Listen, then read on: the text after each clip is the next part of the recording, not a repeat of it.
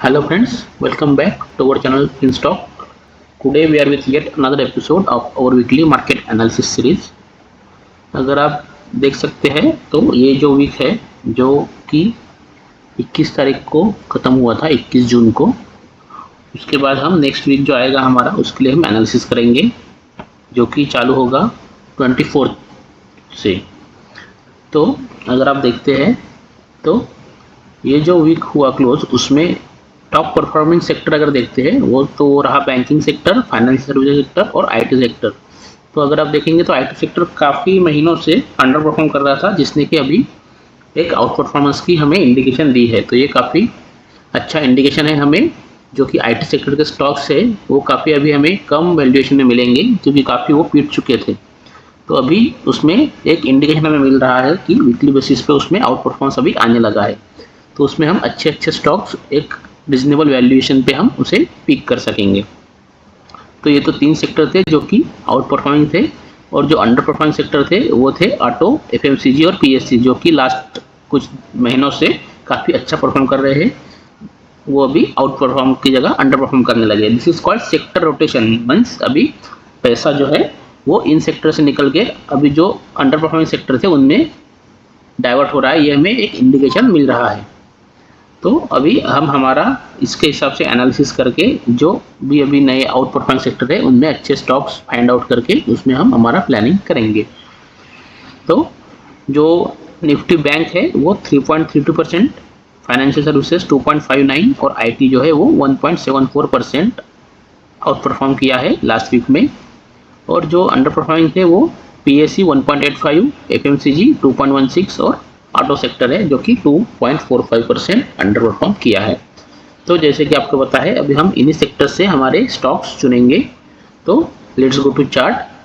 तो फ्रेंड्स, आप हमारे वीडियोस तो देखते हैं लेकिन इन्हें लाइक करें, अपने फ्रेंड्स के साथ शेयर करें, उसी के साथ आपके कमेंट्स भी कीजिए ताकि हमें नए आइडियाज़ और आपके सजेशंस मिल सके और हम इम्प्रूव कर सकें।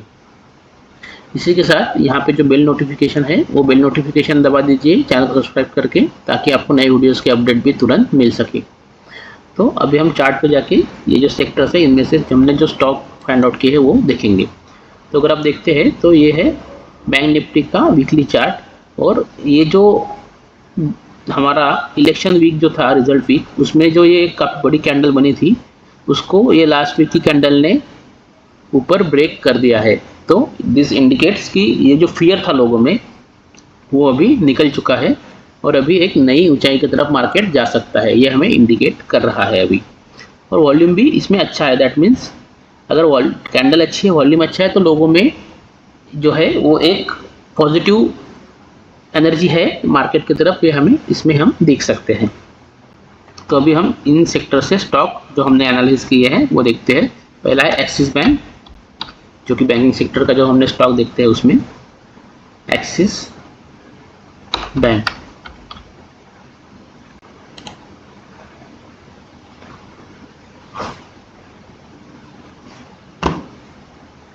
तो फ्रेंड्स, अभी आपके सामने जो चार्ट खुलेगा वो खुलेगा एक्सिस बैंक का वीकली चार्ट, और उसमें हम फिर देखेंगे कि हम किस हिसाब से हमारी पोजीशन बना सकते हैं और स्टॉप लॉस और टारगेट हम कहाँ प्लान कर सकते हैं।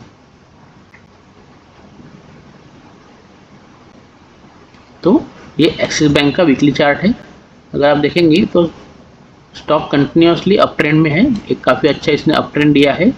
लेकिन अभी ये जो लास्ट वीक था बजट वाला, अपना इलेक्शन वाला वीक, उसमें ये जो कैंडल बनी थी स्पिनिंग टॉप टाइप, उसके अभी अपर एंड की तरफ स्टॉक अभी ट्रेड हो रहा है। तो इसके लिए इसमें जब ये लेवल निकल जाएगा जो कि है 1242, दैट इज 1242, इसके ऊपर जैसे ही ये निकलेगा और एक डेली कैंडल क्लोजिंग देगा तो हमें इसमें एक बुलिश मोमेंटम है ऐसा हम इंडिकेट करेंगे, और हम उस हिसाब से फिर इसमें प्लानिंग करेंगे। और उसमें हमारा जो स्टॉप लॉस हो जाएगा वो ये कैंडल का लो हो जाएगा जो कि 1184 है। तो अगर आप देखते हैं तो हमें ज़्यादा बड़ा नहीं, बस एक 5 से 6% का हम स्टॉप लॉस ले सकते हैं और काफ़ी अच्छा ऊपर हम फिर प्रोजेक्ट कर सकते हैं 1:2, 1:3 हमारे कैपेसिटी के हिसाब से। देन नेक्स्ट स्टॉक जो है वो है एचडीएफसी बैंक।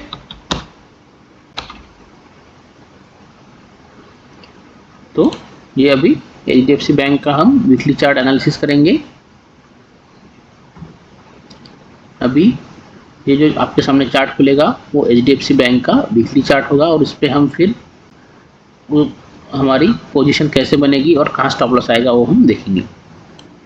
अगर हम देखते हैं तो ये HDFC बैंक का जो वीकली चार्ट है एक काफ़ी अच्छा रनअप देने के बाद एक रेंज में अभी ट्रेड हो रहा था ऑलमोस्ट 2021 से, और ये रेंज का जो अपर एंड है वो आता है 1711 और अभी स्टॉक चल रहा है 1665, तो काफ़ी कम अभी इसमें डिस्टेंस बाकी है। तो जब इस एंड के ऊपर एक डेली क्लोज आएगा या अगर वीक एंड के पास है तो वीकली क्लोज आएगा तो हम इसमें पोजीशन बना सकते हैं। हमारा स्टॉप लॉस होगा ऑलमोस्ट 10% नीचे और फिर एक काफ़ी अच्छा हमें, जैसे कि ये रेंज अगर हम देखते हैं तो ये रेंज ब्रेकआउट के हिसाब से अगर हम हमारा टारगेट कैलकुलेट करते हैं तो ये मोटा मोटी हमारा रेंज मिलता है जो कि 20 से 21% का है। तो इसको अगर हम ऊपर प्रोजेक्ट करेंगे तो हमें ऑलमोस्ट ये टारगेट इसमें मिल जाएगा जो कि 17% के आसपास आता है, 2014, या हम राउंड फिगर भी लेते हैं तो 2000 का हम टारगेट प्लान कर सकते हैं। तो ये तो रहा HDFC बैंक के लिए हमारा एनालिसिस। अब नेक्स्ट जो है वो है फाइनेंशियल सर्विसेज के स्टॉक और उसमें पहला है ICICI Lombard, ICICI that is general insurance उसे कहते हैं। तो ये अभी ICICI general insurance ICICI Lombard जो है उसका हम वीकली चार्ट एनालिसिस करेंगे। तो अभी आपके सामने जो चार्ट खुलेगा वो है ICICI लोम्बार्ड का वीकली चार्ट, और फिर हम अभी देखते हैं। तो ये देखिए इसमें भी एक काफ़ी अच्छा 2021 से ये एक डाउन ट्रेंड में था, बाद में इसमें ये अप ट्रेंड आया और यहाँ पे कंसोलिडेशन होने के बाद अभी ब्रेकआउट देने जा रहा है ये स्टॉक। तो हमें जो हमारा ट्रेडिंग प्लान करना है इसमें देखिए वॉल्यूम भी काफ़ी अच्छा दिख रहा है, ये जो लास्ट 2 कैंडल्स है उसमें। तो ये जो कैंडल है इसका जो हाई है दैट इज 1784, इसके ऊपर हम हमारा बाइंग इनिशिएट करेंगे। स्टॉप लॉस होगा ये जो कंसोलिडेशन होने उसके नीचे जो कि 10% के आसपास आएगा, और हमें एक काफ़ी अच्छा इसमें हम टारगेट प्रोजेक्ट कर सकते हैं। अगर ये रेंज देखते हैं तो 50% का ये रेंज आता है, तो उसके हिसाब से हमारा यहाँ पे टारगेट कितना बनता है हम देखते हैं। ऑलमोस्ट 30% तो हमें इसमें से टारगेट मिलेगा, दैट इज़ 1:3 हमें रिस्क टू रिवार्ड मिलेगा। और ये जो टारगेट्स हम देते हैं ये हम जैसे कि आप देखते हैं वीकली कैंडल एनालिसिस करते हो, ये टारगेट जो रहते हैं ये आपको तुरंत नहीं आएंगे, ये दिस में टेक अप टू 6 मंथ्स और ईयर और इवन मोर कभी कभी कोई केसेस में। तो ये उस हिसाब से टारगेट दे, जब हम जितना बड़ा हम कैंडल एनालिसिस करते हैं मंथली या वीकली जैसे हिसाब से, तो हमको उतना ज़्यादा टाइम देना होगा उसको परफॉर्म करने के लिए, और उस हिसाब से हमें फिर रिटर्न भी काफ़ी अच्छे मिलते हैं। और जब हम छोटा कैंडल एनालिसिस करते हैं, डेली करते हैं या आवरली करते हैं, तो हम एक छोटे टाइम पीरियड के लिए यानी 10% या 15% ऐसे प्रॉफिट के लिए हम हमारा व्यू रख सकते हैं।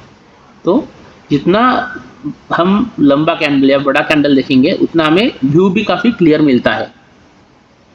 तो ये था ICICI लोम्बार्ड के लिए एनालिसिस। फिर से एक बार बताता हूँ कि ये जो लेवल है अभी 1784 उसके ऊपर हमें बाइंग करना है। स्टॉप लॉस ये जो लेवल है 1641 के यहाँ पे आसपास हमें रखना है, और फिर हमें ऑलमोस्ट 30% का टारगेट मिल सकता है।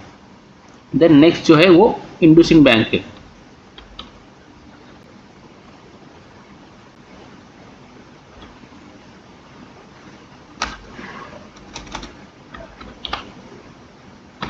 इंडसइंड बैंक अगर हम देखते हैं तो इंडसइंड बैंक का अभी ये वीकली चार्ट हमारे सामने ओपन होगा और फिर हम उस पर हमारा एनालिसिस करेंगे।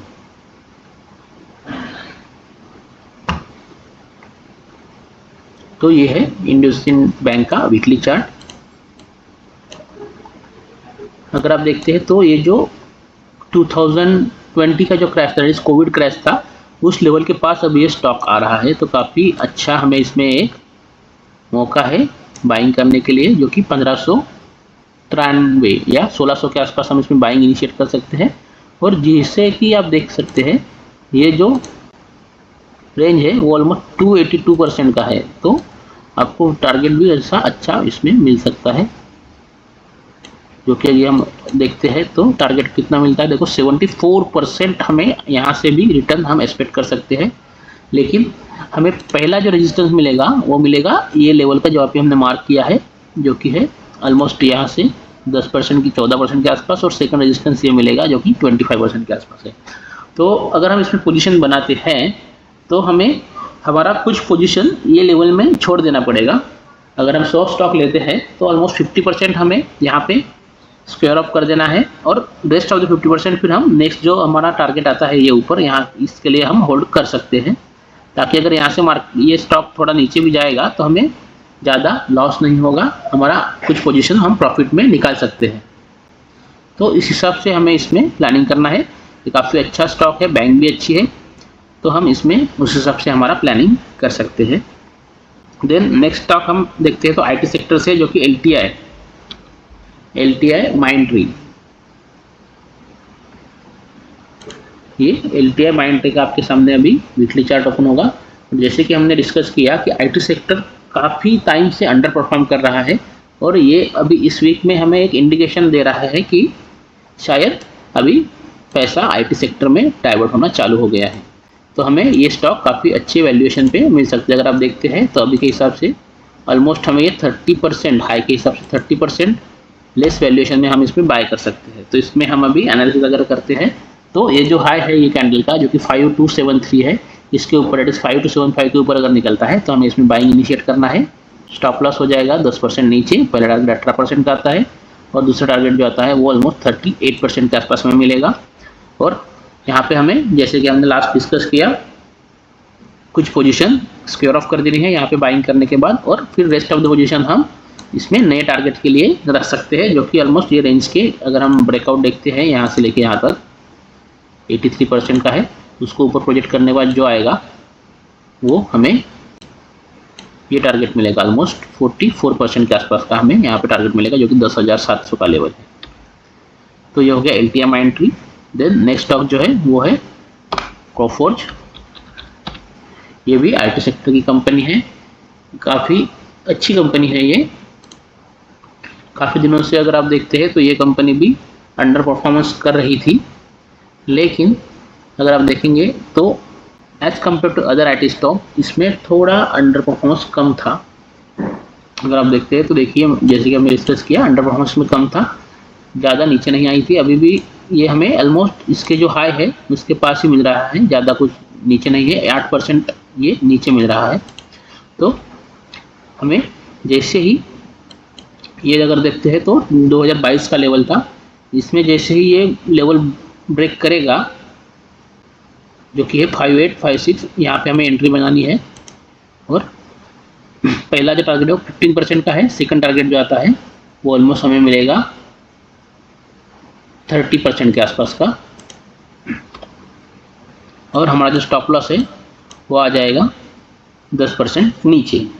तो इस हिसाब से हम आईटी सेक्टर में हमारी एंट्री बना सकते हैं। ये तो हमने सिर्फ 2 स्टॉक डिस्कस किए, और भी कई सारे आईटी स्टॉक्स अच्छे हैं जो कि काफ़ी नीचे वैल्यूएशन में हमें मिल सकते हैं। तो आप उनको भी स्टडी कीजिए और कमेंट्स में हमें बताइए कि आपने कौन सा स्टॉक अच्छा लग रहा है। तो अभी के लिए इतना ही फ्रेंड्स, थैंक यू।